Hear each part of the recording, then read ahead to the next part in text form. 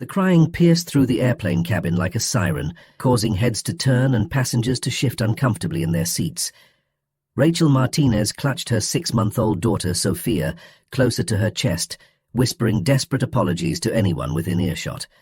The baby's wails seemed to echo louder in the confined space of the economy section, and Rachel could feel the weight of judgmental stares boring into her back. "Please, sweetheart, please," she whispered, bouncing Sophia gently while tears of exhaustion threatened to spill from her own eyes. The young mother had been awake for nearly 36 hours straight, having worked a double shift at the diner before catching this red-eye flight from Los Angeles to Chicago. The ticket had cost her every penny of her savings, but she had no choice. Her sister Carmen was getting married in 2 days, and despite their strained relationship, Rachel couldn't miss it. At 23, Rachel looked older than her years. Dark circles shadowed her brown eyes, and her once vibrant smile had been worn thin by months of struggling to make ends meet as a single mother. Her ex-boyfriend had disappeared the moment she told him about the pregnancy, leaving her to navigate parenthood alone in a studio apartment that barely qualified as livable. Every day was a battle between paying for diapers or groceries, between keeping the lights on or buying Sophia's formula.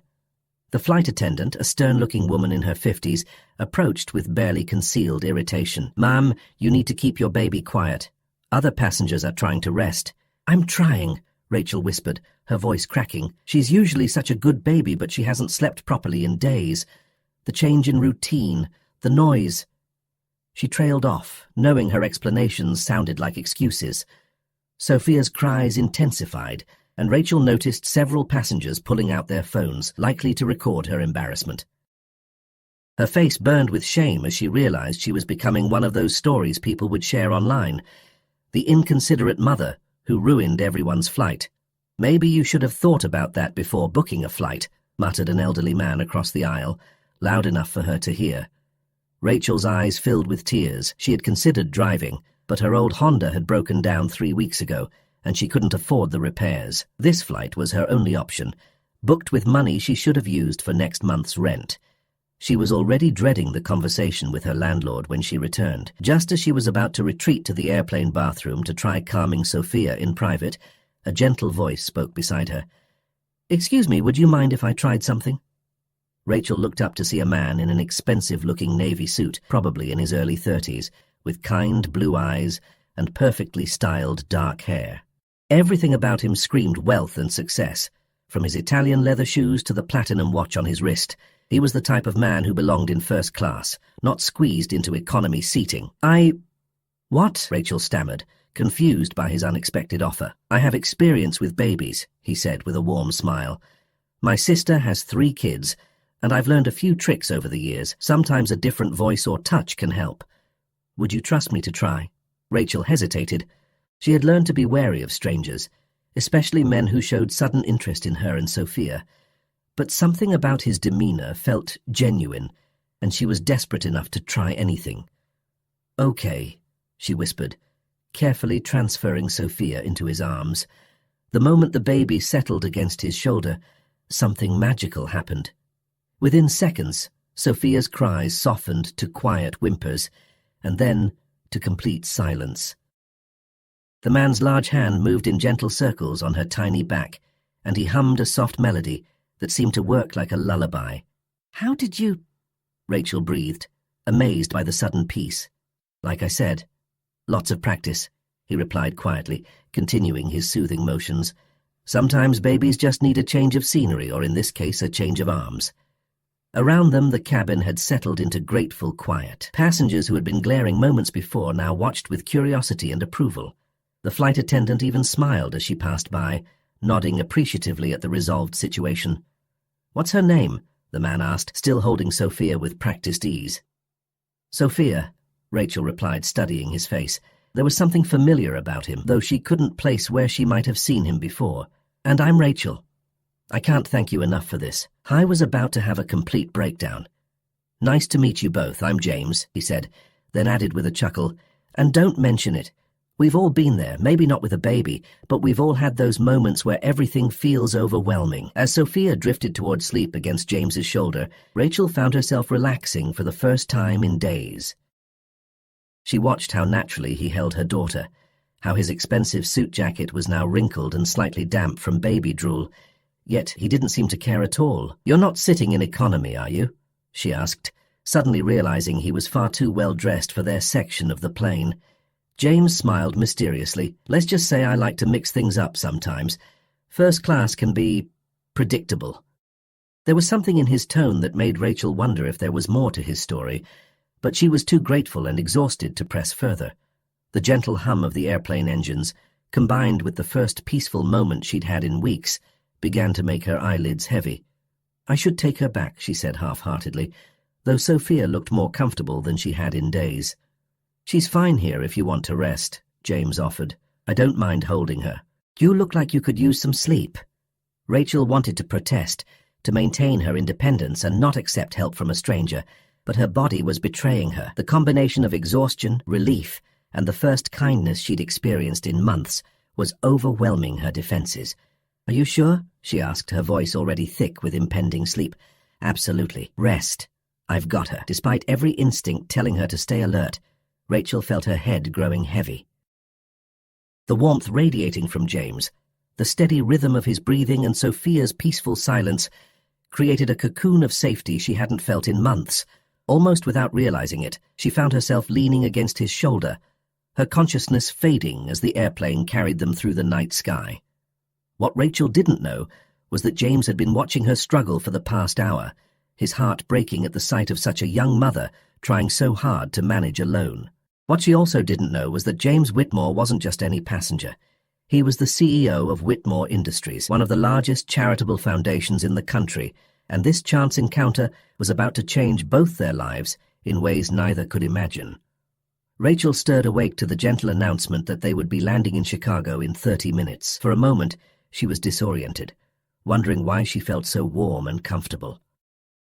Then the reality of her situation crashed back. She was still leaning against James's shoulder, and Sophia was sleeping peacefully in his arms, completely content. "Oh my God, I'm so sorry," she whispered urgently, sitting up quickly and immediately missing the warmth. "I can't believe I fell asleep on you. You must think I'm completely inappropriate." James smiled, seemingly unfazed by her embarrassment. "You were exhausted. Both of you needed the rest." Sophia only woke up once, and I managed to keep her calm. He carefully transferred the sleeping baby back to Rachel's arms. "She's an angel when she's peaceful like this." Rachel looked down at her daughter's serene face, marveling at how different Sophia looked when she wasn't crying from stress and overstimulation. "She really is. It's just been so hard lately. Everything feels like it's falling apart, and I'm barely keeping my head above water." The words tumbled out before she could stop them, and Rachel immediately regretted the overshare. This stranger didn't need to hear about her problems, no matter how kind he had been. "Want to talk about it?" James asked gently, his blue eyes showing genuine concern. "Sometimes it helps to tell someone who's not involved in your situation." Rachel hesitated. She had learned to keep her struggles private, partly from pride and partly from the painful experience of people who offered help only to disappear when things got difficult. But something about James's demeanor made her feel safe. "I'm a single mum," she began quietly, glancing around to make sure other passengers weren't listening. "Sophia's father left when I told him I was pregnant. I work at a diner in LA, pulling double shifts just to afford our tiny apartment. My car broke down, I'm behind on rent, and I used my last savings for this plane ticket because my sister is getting married." She paused, fighting back tears. "The worst part is, Carmen and I haven't spoken in 2 years. We had a huge fight when I got pregnant because she thought I was throwing my life away. She only invited me because our mother guilt-tripped her into it. I don't even know why I'm going, except that she's the only family I have left since Mum died." James listened intently, never interrupting or offering empty platitudes. When she finished, he was quiet for a moment, processing her words. "That takes incredible courage," he said finally. "Raising a child alone, working multiple jobs, and still making the effort to repair a relationship with your sister. You're stronger than you realize." Rachel looked at him skeptically. "You don't know me. For all you know, I could have made terrible choices that led to this situation." "Maybe," James acknowledged, "but I've been watching you since we took off. The way you apologize to every passenger, how gently you handle Sophia even when you're stressed, The fact that you're going to a wedding where you might not be welcome just because it's family. Those aren't the actions of someone who makes terrible choices. Those are the actions of someone who cares deeply about doing the right thing. His words hit Rachel harder than she expected. When was the last time someone had said something genuinely kind about her character? Her ex-boyfriend had constantly criticized her decisions. Her boss at the diner treated her like she was disposable, and even her own sister had made her feel like a failure. "What about you?" she asked, deflecting the attention away from herself. "You never told me what you do for work, and you still haven't explained why someone who can obviously afford first class is sitting back here in economy with the rest of us peasants." James's expression grew thoughtful, and Rachel sensed there was something he wasn't telling her. "I work in business," he said vaguely, "and sometimes I prefer economy because you meet more interesting people back here. First class can be full of people who've forgotten what real life looks like." "That's a very diplomatic non-answer," Rachel observed, studying his face. "Are you some kind of mystery man? Should I be worried that I fell asleep on a stranger's shoulder?" "Nothing dangerous, I promise," James laughed, but Rachel noticed he still hadn't given her a straight answer. "Let's just say I'm in a position where I try to help people when I can, and sometimes it's easier to do that without a lot of fanfare." Before Rachel could press further, the plane began its descent, and the captain's voice filled the cabin with landing instructions. The spell of their intimate conversation was broken as passengers around them began gathering their belongings and preparing for arrival. "This is probably where we say goodbye," Rachel said, feeling unexpectedly sad about parting ways with this kind stranger, who had shown her more compassion in a few hours than she'd experienced in months. "I can't thank you enough for what you did. You saved me from complete humiliation, and you gave Sophia the best sleep she's had in weeks." "Actually," James said, reaching into his jacket pocket, "I was hoping I could give you something." He pulled out an elegant business card, cream-colored with simple black lettering. "If you ever need anything, and I mean anything, please don't hesitate to call this number."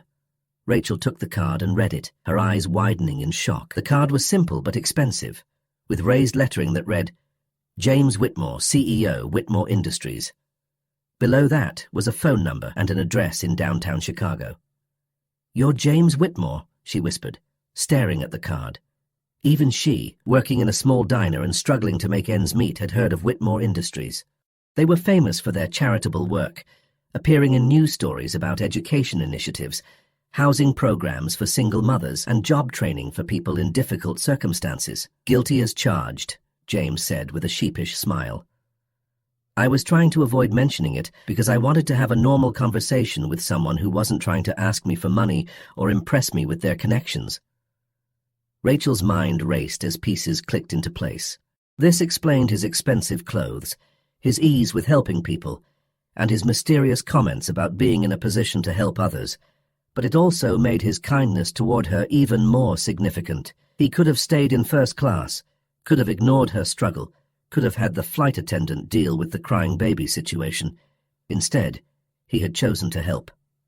"Why didn't you tell me?" she asked, still processing the revelation. "Because you needed help from James the person, not James the CEO," he replied.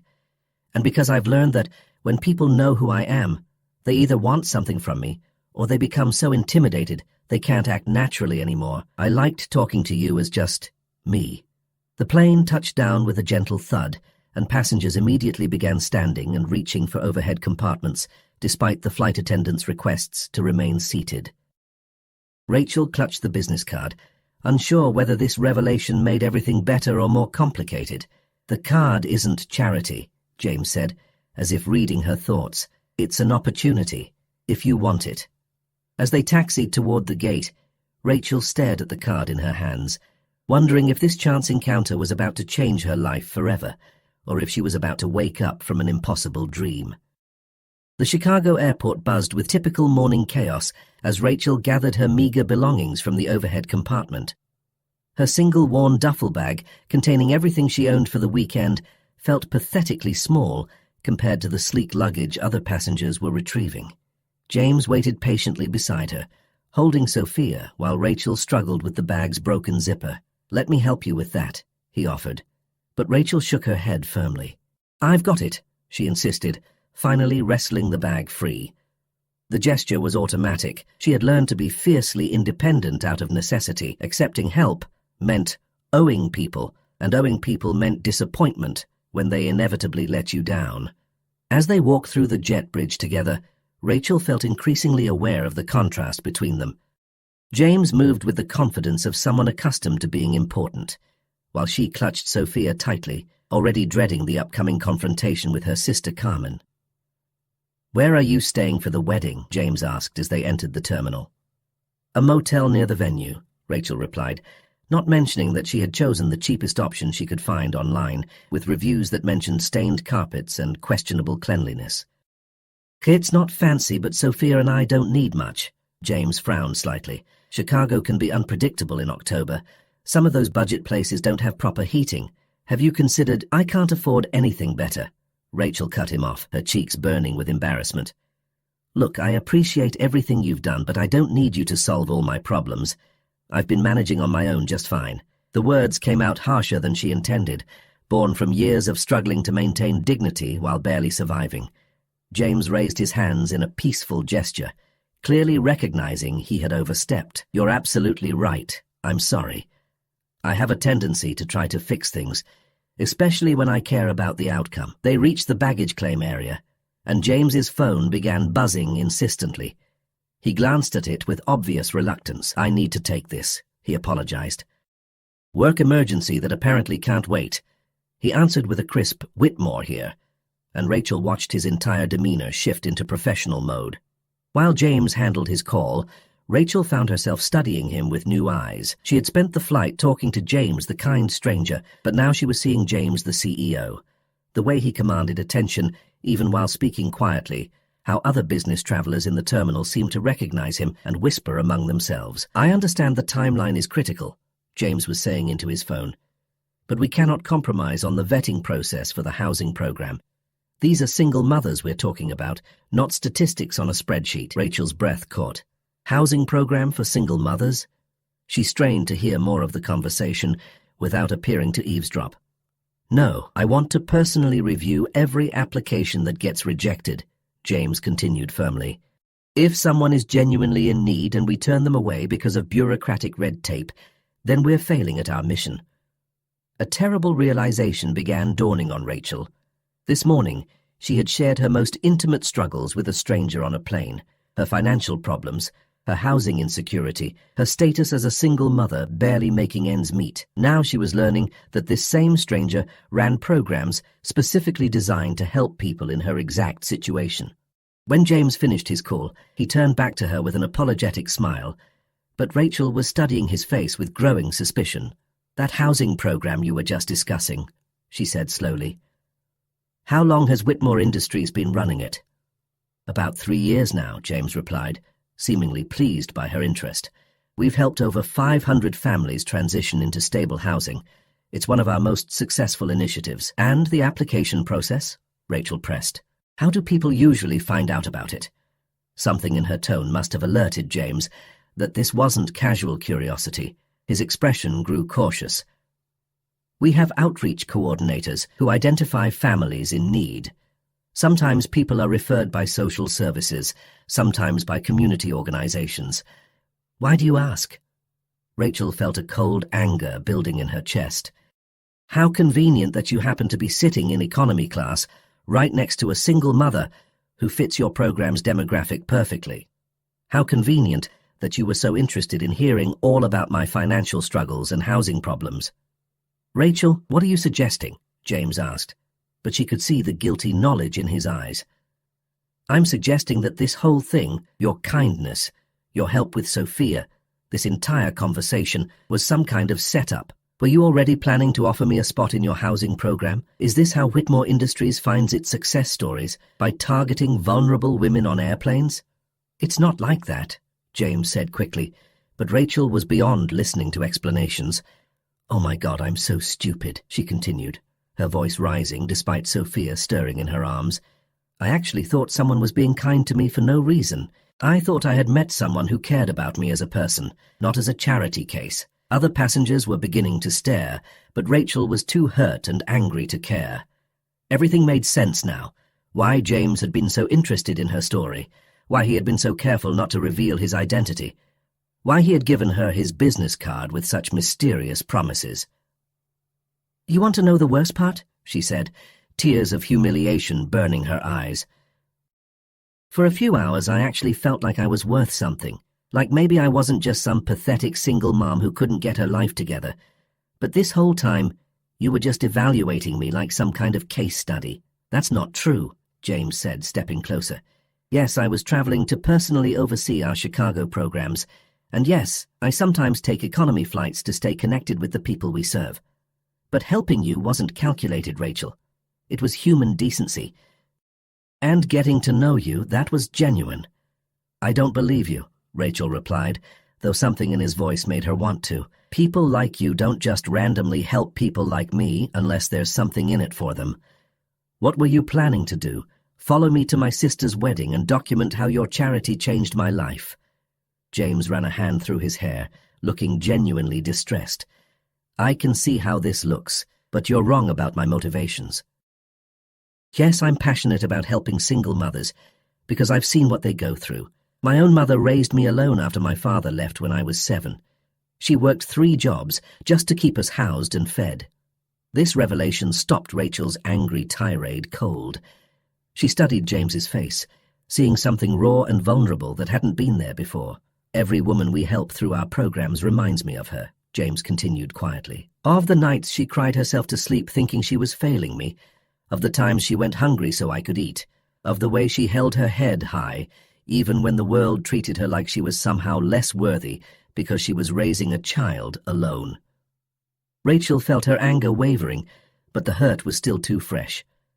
"Even if that's true, it doesn't change the fact that you weren't honest with me. You let me pour my heart out to you while knowing you could fix all my problems with a phone call. And if I had told you who I was from the beginning," James challenged, "would you have talked to me the same way? Would you have let me hold Sophia, or would you have assumed I had ulterior motives?" Rachel opened her mouth to argue, then realized he was right. If she had known he was a billionaire CEO with charitable programs, she would have been either suspicious of his intentions or too intimidated to be herself. But before she could respond, Sophia began crying again, the stress and raised voices disturbing her peaceful sleep.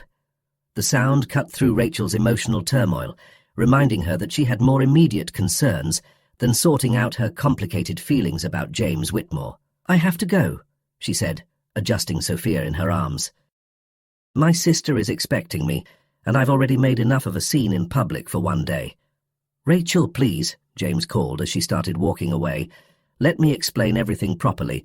Let me—" But Rachel kept walking, her heart breaking with every step, wondering if she had just walked away from the answer to all her prayers, or if she had narrowly escaped becoming someone's charity project. The motel room was every bit as depressing as Rachel had expected. The carpet bore mysterious stains, the heater rattled ominously, and the thin walls meant she could hear every conversation in adjacent rooms.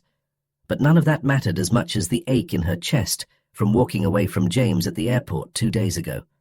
Rachel sat on the lumpy bed, trying to fix a run in her only nice dress, a simple navy blue piece she had worn to job interviews and her mother's funeral. Sophia lay on the bed beside her, finally content after a difficult night in the unfamiliar environment. Tomorrow was Carmen's wedding, and Rachel still hadn't decided if she actually had the courage to show up. Her phone buzzed with a text from her sister. "Rehearsal dinner is at 7. You're still coming to the wedding tomorrow, right?" The message was polite but distant, carrying none of the warmth Rachel remembered from their childhood. She typed and deleted several responses before settling on, "Yes, I'll be there." What she didn't tell Carmen was that she had spent the last 2 days replaying every moment of her conversation with James, wondering if she had been completely wrong about his intentions. The hurt was still there, but so was a growing regret that she might have thrown away something genuine because of her own defensive walls. A knock at the door interrupted her brooding.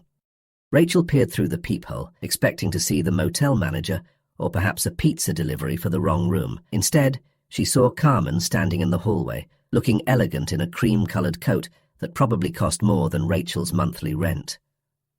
"Carmen?" Rachel opened the door, shocked. "What are you doing here?" Her sister stepped inside, surveying the shabby room with barely concealed dismay. "I came to talk to you before tomorrow. We need to clear the air."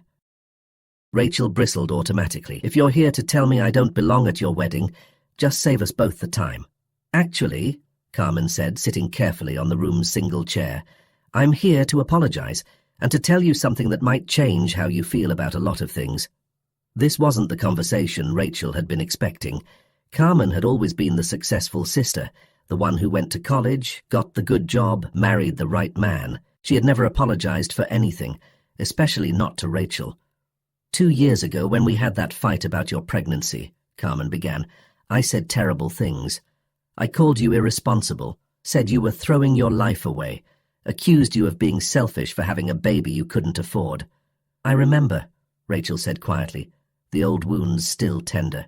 "What you don't know is that I was pregnant too," Carmen continued, her voice barely above a whisper. "Michael and I had been trying for months.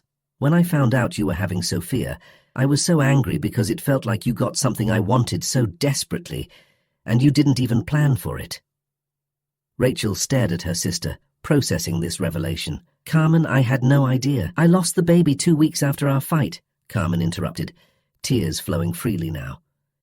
"And instead of calling you, instead of apologizing and asking for support, I buried myself in work and wedding planning and pretended everything was fine. I've spent 2 years being angry at you for having what I couldn't keep." The sisters sat in silence for a moment, both crying for different reasons. Rachel reached for Carmen's hand, and for the first time in years, her sister didn't pull away. "I'm so sorry," Rachel whispered. "I wish I had known. I wish I could have been there for you." "That's not even the most important thing I came to tell you," Carmen said, wiping her eyes. "Yesterday, a man called my office. He said he was trying to reach you about something urgent, but you weren't answering your phone." Rachel's heart stopped. "James? James Whitmore, yes. He explained that you two had met on a flight and that there had been some kind of misunderstanding. He asked if I knew how to reach you, and when I told him I was your sister, he asked if we could meet." "You met with him?" Rachel asked, alarmed. "I did. And Rachel, you need to know what he told me." Carmen leaned forward earnestly. "He said he's been looking for you for 2 days, not because of any housing program or charity initiative, but because he's in love with you." The words hit Rachel like a physical blow. "That's impossible. We knew each other for a few hours." "That's what I told him," Carmen replied. "But then he spent 20 minutes telling me about every detail of your conversation, about how Sophia fell asleep in his arms, about how brave and strong you are, about how you made him remember why he started his charitable work in the first place. He wasn't talking like a CEO discussing a program participant. He was talking like a man who had found something precious and lost it." Rachel's mind raced. "But the housing program, he explained that too. He was traveling to Chicago for business, yes, and he does sometimes fly economy to stay connected with the people his programs serve. But helping you wasn't part of some elaborate recruitment scheme. He said he gave you his card because he wanted to see you again, not because he wanted to evaluate you for charity. Then why didn't he just tell me that?" Carmen smiled sadly. "Because he was afraid you'd think he was trying to buy your affection with money and programs. He said he's dealt with too many people who only saw him as a wallet, and he wanted you to know him as just James first." Rachel felt her carefully constructed anger crumbling. "Even if that's all true, we come from completely different worlds. He's a billionaire CEO, and I'm a single mum who can barely afford this horrible motel room. That's the other thing," Carmen said, pulling out her phone. "He asked me to show you this." She opened a news article from 3 years ago with the headline, "Whitmore CEO establishes single mother housing initiative in memory of late mother." Below was a photo of James at a ribbon-cutting ceremony standing next to a modest apartment building. "Read the quote," Carmen instructed. Rachel read aloud. "My mother, Maria Santos Whitmore, raised me alone after my father abandoned us when I was 7. She worked 3 jobs to keep us housed and fed, often going hungry herself so I could eat. This program exists because no child should wonder if they'll have a home tomorrow, and no mother should have to choose between feeding her child and paying rent." Santos was his mother's maiden name, Carmen explained. She was a single mother from East LA who cleaned offices at night and worked in a factory during the day. James grew up in poverty, Rachel. "He understands your world because he lived it." Rachel sank onto the bed, overwhelmed by this new information. Everything she thought she knew about James was shifting, revealing a picture of someone who truly understood struggle and chose to help others because of it, not despite it. There's more, Carmen said gently. He's here, in Chicago. He's been staying at the hotel where my reception is tomorrow night, not because he's trying to intrude, but because he's hoping you'll give him a chance to explain everything properly. He's at your wedding venue. I invited him, Carmen admitted. After hearing his story, after seeing how desperate he was to find you and make things right, I thought maybe this was fate. Maybe you two were supposed to meet, and maybe I was supposed to help fix what got broken. Rachel looked down at Sophia, who was watching her with bright, curious eyes. Her daughter deserved a father figure who would love and protect her, and Rachel deserved someone who saw her as more than just a struggling single mother. "What if I'm not brave enough?" Rachel whispered. "What if I'm too scared of getting hurt?" "Then you'll spend the rest of your life wondering, what if?" Carmen replied. "And Rachel, you're the bravest person I know. You've survived everything life has thrown at you, and you've raised a beautiful daughter while doing it. If you can do all that, you can certainly take a chance on love." The next evening, Rachel stood outside the elegant hotel ballroom where Carmen's reception was in full swing. She had borrowed a dress from her sister, a beautiful emerald green gown that made her feel like someone who belonged in such a fancy place. Sophia was upstairs with the hotel babysitter, sleeping peacefully for once. Through the glass doors, Rachel could see the celebration inside. Carmen looked radiant in her wedding dress, dancing with her new husband while guests mingled around elegant tables decorated with white roses and gold accents. And there, at a table near the back, sat James in a perfectly tailored black tuxedo, watching the door as if he had been waiting for her all evening. Their eyes met through the glass, and Rachel saw something in his expression that took her breath away. It wasn't pity or charity or even simple attraction. It was love. Real, honest, overwhelming love that made her feel seen and valued for exactly who she was. James rose from his chair and walked toward the door, never breaking eye contact. When he reached her, he stopped just close enough that she could see the hope and fear warring in his blue eyes. "I was afraid you wouldn't come," he said softly. "I was afraid too," Rachel admitted. "But someone recently told me that being brave doesn't mean not being scared. It means doing the right thing even when you're terrified." "I should have been honest with you from the beginning," James said. "Not about who I am professionally, but about how I felt. The moment Sophia fell asleep in my arms and you trusted me enough to rest your head on my shoulder, I knew my life had changed forever." "James," Rachel began, but he held up a gentle hand.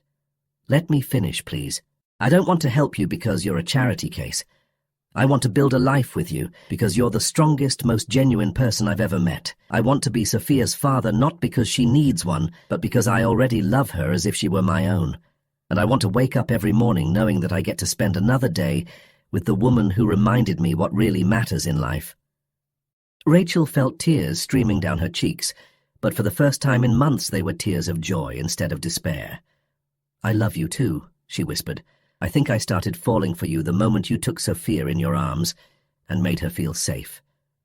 But I was so scared of being hurt again, of being disappointed again, that I almost threw it all away."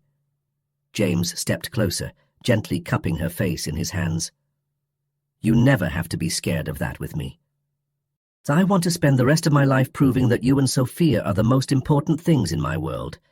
As he leaned down to kiss her, Rachel realized that sometimes the most beautiful love stories begin with the simplest acts of kindness. A crying baby, a stranger's helping hand, and the courage to trust again had led her to something she had never dared to dream of, a love that would change not just her circumstances, but her entire world. When they finally broke apart, James smiled and said, "So would you like to dance? I believe this is where our real story begins." Rachel took his hand, knowing that whatever challenges lay ahead, they would face them together, not as a charity case and her benefactor, but as two people who had found in each other the missing pieces of their hearts. And as they walked into the ballroom together, Sophia slept peacefully upstairs, dreaming perhaps of the loving family that awaited her when she woke.